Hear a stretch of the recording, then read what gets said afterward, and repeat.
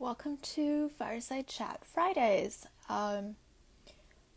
We are almost ready to go live, and as always, we have a fascinating guest who will be joining us shortly. She is someone who inspires me a lot, and I hope will bring a lot of inspiration to our conversation today. So, as always, welcome to our chat today, and do feel free to drop your comments and questions in the chat, and we will do our best to address them. We're just going to add our guest, and then we will be ready to go.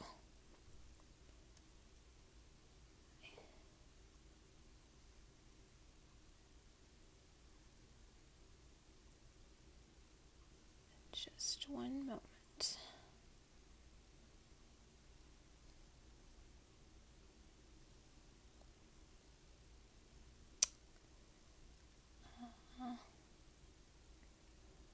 Having a little bit of technical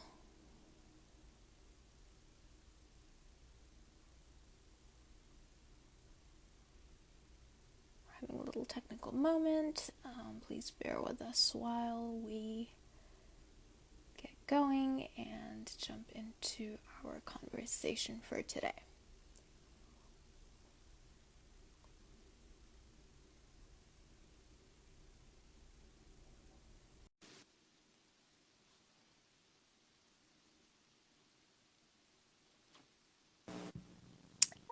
Welcome. Hi, Haneen. Hi. Happy Friday. Happy Friday, Anna. Thank you so much for joining us today and For for sure. bearing with the little technical moment that we had for No problem. That's part of, I guess, today's technological world, right? That's so true. Anna, thank you so much for joining us. I'm going to do a very quick introduction, and then we'll jump right in. Okay.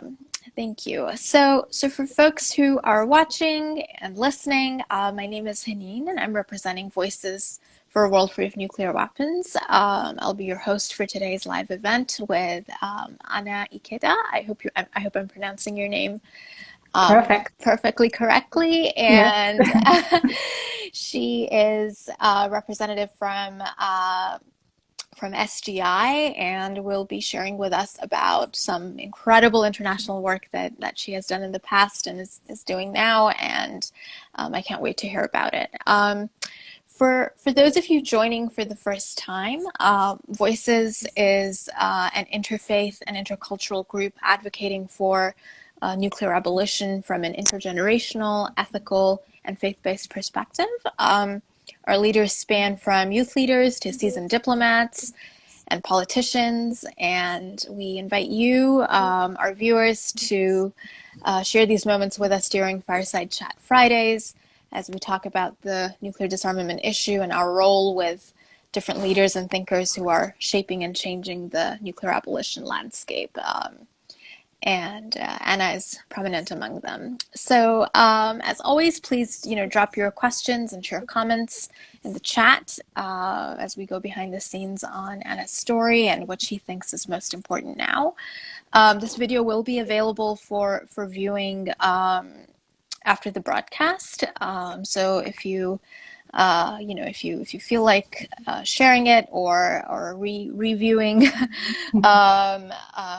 please do stay in touch with us through our social media channels where we will be sharing it. So we now turn to Anna.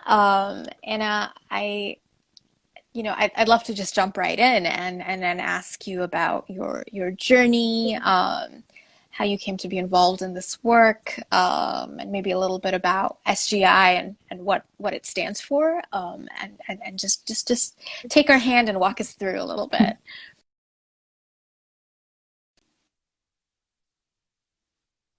It's so exciting. I was really looking forward to it, and such an honor. And actually, this is my first Instagram Live, and I can't think of a better setting. So thanks once again.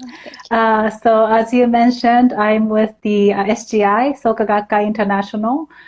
which is a Buddhist association started in Japan, but we have members around the world, and we're dedicated to peace, culture, and education. So, in addition to being Buddhists, who try to improve our daily lives through this practice, we also are socially engaged. And one of the issues that we really deeply care about is the abolition of nuclear weapons. Our organization has been working on it since 1957. So we have a long legacy on this issue, and I think what we really believe in is that everybody should be part of this very important undertaking. It doesn't matter who you are, if you're an expert or not, because this affects everybody.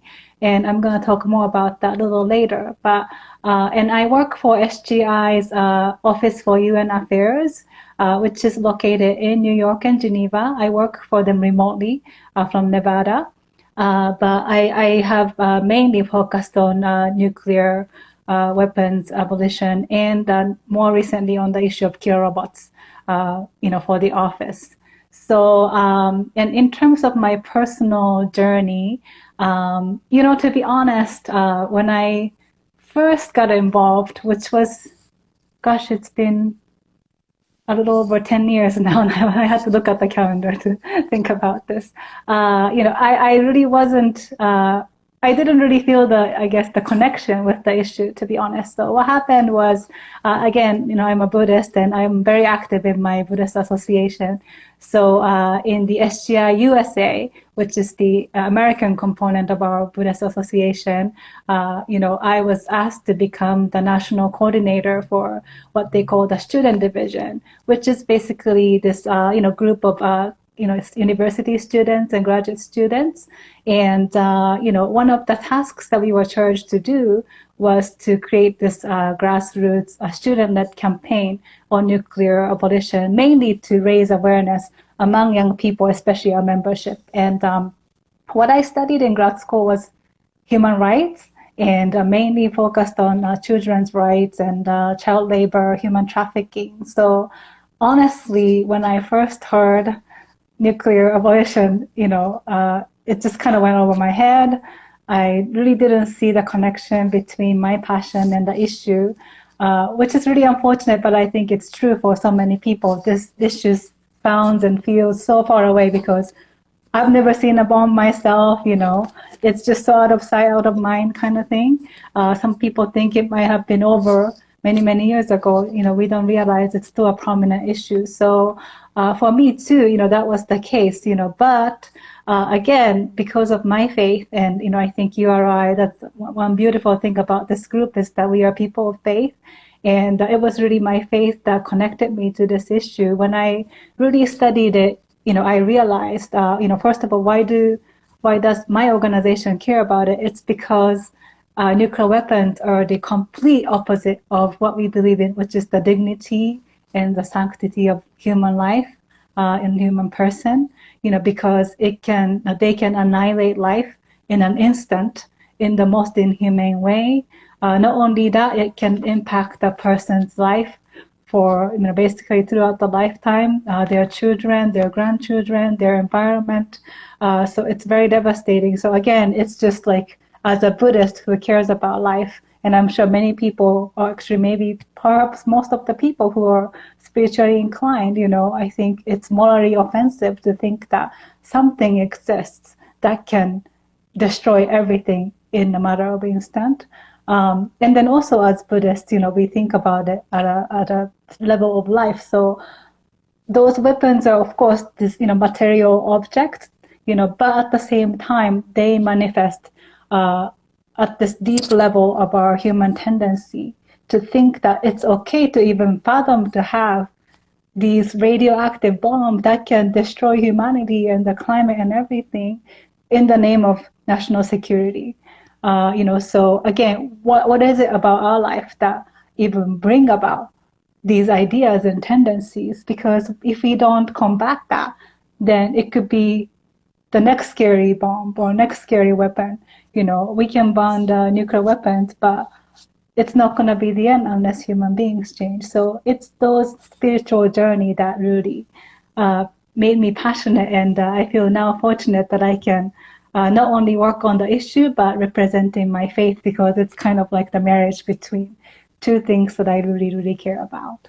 That's incredible. I love how you've connected this big, abstract, scary idea with something that's so fundamental almost to who we Mm-hmm. are and how we are and the ways that we connect to each other, and it's like these things are not separate, kind of, is what I'm hearing you say. And I think that's Correct. just so incredible. And, in that same spirit, Anna, like, what would you say to, what would you say to people who are just starting out on this journey, of discovering, I think, both themselves and also their place in the broader picture vis-a-vis these kinds of threats, and like also the fact that these weapons are a choice, right? Mm.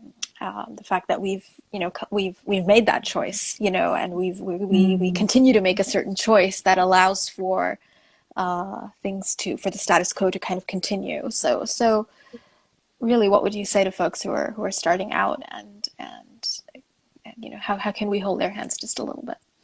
Right, right. Yeah, and I think it's important, like I said, that every one of us is involved. Of course, it might feel a little bit intimidating to even think to dive into this kind of conversation myself too. I didn't study security, and there are experts out there, but I feel, again, if this can impact everybody, then everybody should have a voice. And in fact, because we need to reach a lot of people who don't know yet about the threat of nuclear weapons and don't realize that it's such a prominent issue still, uh, we can't just rely on a small group of experts to inform everybody. We need to really generate a grassroots movement that can relate to people. So I think, if you're even just remotely interested, please, first of all, educate yourself. There's so many resources out there. And then I'm sure there are so many ways, you can connect your personal passion to this issue. I had another call earlier today about connecting climate issues and nuclear weapons. It's actually mutually, connected. So not only do nuclear weapons, if detonated, can create absolute climate crisis, but also because of the climate change and shifting resources and whatnot, it can raise tension among nations, creating further risks for nuclear war. So that's one way to think about different social issues, racism and nuclear weapons, feminism and nuclear weapons. I think any social injustices, in a way, at the deepest root, is really deeply connected with each other. And I think not only I'm saying, oh, please come support us, but let's work together. I'm also interested in so many other issues because at the end of the day, we're all addressing similar, issues, right? So that's one thing. And then also, there are ways to connect this issue with things like art, music, many things that bring joy and inspiration to people. And then again, let's think about, but all these things can just evaporate in an instant if a nuclear weapons get detonated either by intent or by mistake. So I think just imagining, I have a little son and I'm actually expecting another one on the way in July. So thinking about the future. Congratulations. Oh, thank you Yes. so much. Yes. So, so as a mom, right? Yeah. Like I want to create a future where they don't have to worry about these kind of things. And just, when I visited Hiroshima and the museum in 2015, I was pregnant actually with my son at that time. And yeah, just reading those testimonies of survivors or people who couldn't survive. And it just broke my heart to think the life that couldn't continue because of what happened. And, it just, I think, appealed to me at such a different level because I was becoming a mother. So, yeah, again, I think there are just so many different ways we can connect personally to this issue. Yeah, that's incredible. Like, just, I'm so inspired, Anna. I feel almost like the love that you're sharing, and again, in our personal capacity, in our personal lives, and then for the world around us, and how these things are not, how they are one and the same in a way, that Hmm. they're not two separate stories, kind of. That's such a great way to think about Yeah, that. Yeah. it's like we're part of the story, but we're also building the story. So how we show Hmm. up is what I'm hearing you say, and I think it's just incredible. And I'd love for you to, maybe say a little bit more about that. Like how can we link our personal practice and our personal connection with each other and ourselves. Whether it's a Buddhist practice, like you said, or really any faith-based or spiritual or ethical, or even just self-awareness. Really based on which lens folks are viewing this from or coming from, and how can we link that to our to the way we show up and the way we envision the world around us, and to our actions and Mm. to our activism. How do we draw from? How do we allow those two aspects to kind of complement and support one another? Mm. And yeah, whether it's the nuclear issue, which is of course top of mind for us, in this particular context, but really, how do we bring the best of ourselves out to do what we are passionate about? Sure. Yeah, and I think what you said is very interesting because I think often, maybe unconsciously, we compartmentalize different aspects of our life, So I'm this way professionally, but I might be different in my personal life, and I think sometimes it's very difficult not to be like that, but to remember that we are like one indivisible whole, whatever we show up, right? And I try to be intentional about that, but it's extremely difficult, because you get influenced by your settings and who you are around certain people and things like that. But I think that's why I draw inspiration from my Buddhist practice, because ultimately, I have to really let my inner light shine to change the world. So I feel like, yes, we can talk about, changing the world for the better or bringing peace. But if we are terrible individuals in our personal life, then what's good about that, right? So I know, again, it sounds very idealistic, perhaps, but I think that kind of consistency is important. I want to be that kind of person who can be inspirational in my professional life and personal life. And I think ultimately it's the same thing, So, and I think, again, in my Buddhist practice, because we think about these issues at the level of life, every time I talk about, abolishing nuclear weapons, because they are dangerous, because they destroy life, because, they are racist, whatever, but remembering that, but I can have small tendencies to disrespect others or neglect or put down other people, especially if they don't agree with me. It's so easy to dehumanize certain groups of people if I don't agree with their politics, for example.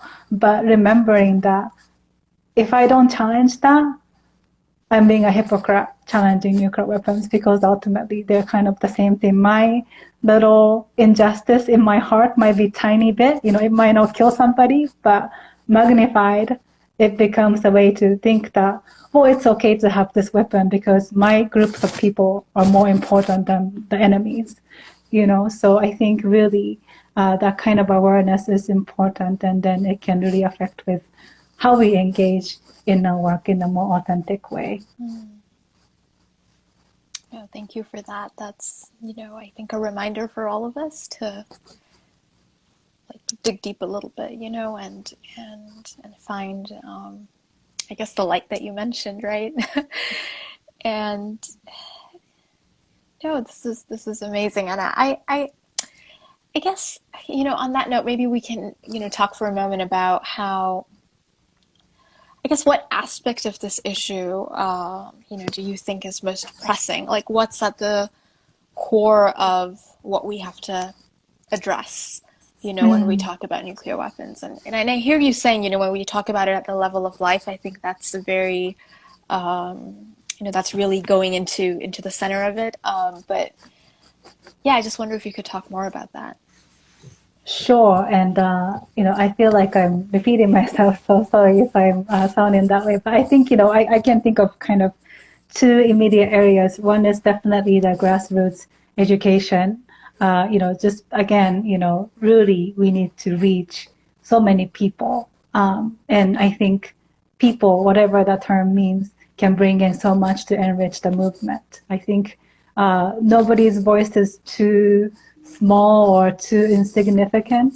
I think, the more people can really realize how important this issue is to protect our planet and have a safer future, I think the better. So for us to do that, we need to be able to reach so many different people. I think that's why, my organization has been talking about education, not in kind of the school curriculum way, although that's important too, but in terms of the grassroots, non-formal way, to have the conversation, just to, talk about it with your friends, with your colleagues, with your family.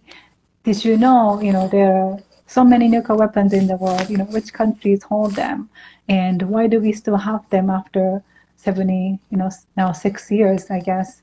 So that kind of awareness raising is important. And I think, again, we need to be able to, you know, have materials and information in a way that's relatable to people's lives. Another area that I think my organization is really focusing on right now is intersectionality and racism, which is, I think, another issue that I think deeply connects with nuclear weapons, not only because of the implications of nuclear weapons testing and development, which tended to be often, at the cost of, minority groups and people of color and people who have been marginalized, but also, really how we organize our field, our disarmament field, who are considered experts, whose voices are valued. Haneen, you and I had talked about it offline the other day, and how can we really lift different people's experiences and voices and respect that. Again, the more voices we have, the richer our community becomes. So as an example, to do that, we have co-hosted the Humanitarian Disarmament Forum together with the Campaign to Stop Killer Robots since last year, which is I guess like a convening place of different disarmament campaigns. We do this every year. And we have focused on racism and intersectionality since last year, and I think that's been really, really meaningful. So those are kind of the two immediate areas that I can think about right now that I think are both really important in terms of having this kind of groundswell of public opinion against nuclear weapons, which I think is so important if you think about policies, if you think about practical choices. If people are not speaking up, then ultimately I feel, nothing will change.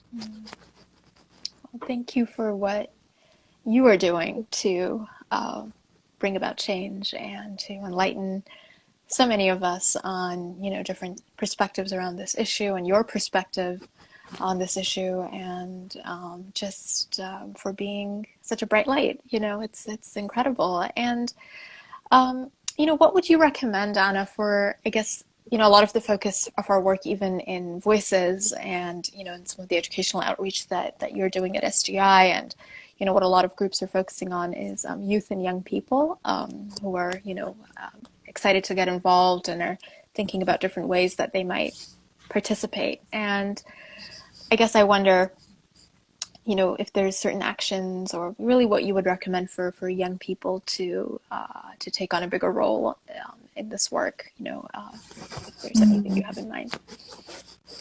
Yeah, I think young people will be welcomed and valued if they show up, and sometimes that's our challenge, and I wasn't super young when I started this job. I was, I think, in my early 30s already, but Even then, when I would go to local peace groups or disarmament groups meetings, usually I was the youngest person in the room by maybe 20, 30 years old, if not more. And the way that I was embraced, though, was very, very encouraging. And I felt heard and seen and respected. So I really feel, for example, at least for our part as the movement now, I think we have to create a space where young people feel like, their participation is actually meaningful, not just tokenizing, okay, let's have a one young person on the panel, but really, we want to hear from them. We want their opinions. We want their input. And then I think, of course, we need to do a better outreach to let them know that even this issue is still a thing. But, I think really sometimes I know it's uncomfortable to, check out a new issue or check out a new group, especially in this Zoom era. It's maybe even more challenging because you can't just show up to a meeting in a physical sense. But, I think I can say, often young people's involvement is really, really encouraged and welcomed in this community. And again, just I think anything that anybody can bring is valuable because just by being in that demographic, I think young people, especially today, have different ways of being able to connect with one another, and really, I think it can be so valuable for our movement to be able to know what are the ways that we can reach young people and, cultivate their interest because, again, they might not realize that this is something that they should care about. I'm sure we can learn so much from them in terms of, raising awareness and just what matters to them, what are the things that would interest them. So, and really, so I think I know that first step can sometimes be a little bit scary, but I can guarantee that at least, from the nuclear disarmament side, their participation will be really, really appreciated. Really appreciate it. Yeah, and you're so right, and it goes both ways. The learning goes both ways. The broadening of perspectives kind of, it goes both ways, and we really do need that exchange and that flow, to keep things fresh and new and growing in ways that, we might not be able to imagine without these young people on the table. So if you are a young person or any person who is, thinking about this issue and thinking about taking up a bigger role, please know that you are welcome and you are needed. Absolutely. So thank you for reminding us of that, Anna. Is there anything else you want to, shine a little bit of light on? We're nearing the end of our chat, but really, I just, want to create a moment for, if there's really anything that's top of mind for you that you want to put out there. Yeah, I think, again, URI has such an important mission because it's really, connecting people of different faiths to work on, so many different social issues and voices being one. And I'm still kind of a newbie in the group, but I really appreciate having the space where we can talk about this issue from a spiritual perspective. So I'm sure there are so many people in the audience who are also, practitioners or, of certain faiths or different religions. And I think really, thinking about it from the perspective, in your faith, in your spirituality, why would you oppose to nuclear weapons? What are the things that you hold you can't compromise, and then think about nuclear weapons. I'm sure there's inconsistency between those two things. So, and I think that can be a great starting point when you initiate a conversation with those around you. I think we need to, again, make those issues very personable. And I think faith, places of worship, churches, those are the places that I think people really, really care about. And I think those are the spaces that we need to be talking about this issue more. So, that's something I just wanted to share No. before we say goodbye. Yeah, thank you, Anna. I so respect that, and I feel like I think wherever anyone is at, whether physically and geographically or in their journey of learning about either this issue or about themselves or about the world, or about either just faith or ethics, however they Mhm. choose to define that, that there is always the right moment to to to to grapple with things that that may have seemed difficult or may have seemed complicated. So we hope to be a place, at SGI or at URI or at Voices and many other groups who are who think and feel and act in similar ways. We hope to be a place of resource and a place of support for for folks. So please don't hesitate to reach out and to follow us on social media and keep an eye on our online platforms to see what initiatives are underway. And we have a call to reflection out Mhm. that we're sharing pretty often through our newsletter and through Twitter, through our website. And it's really just an invitation for folks to reflect for a moment on some of the things that we've been talking about today and share with us their perspective so that we can share it with others. And yeah, so Anna, is there a prayer or a hope or a wish, or even a quote, anything that you want to leave us with as we sign off today?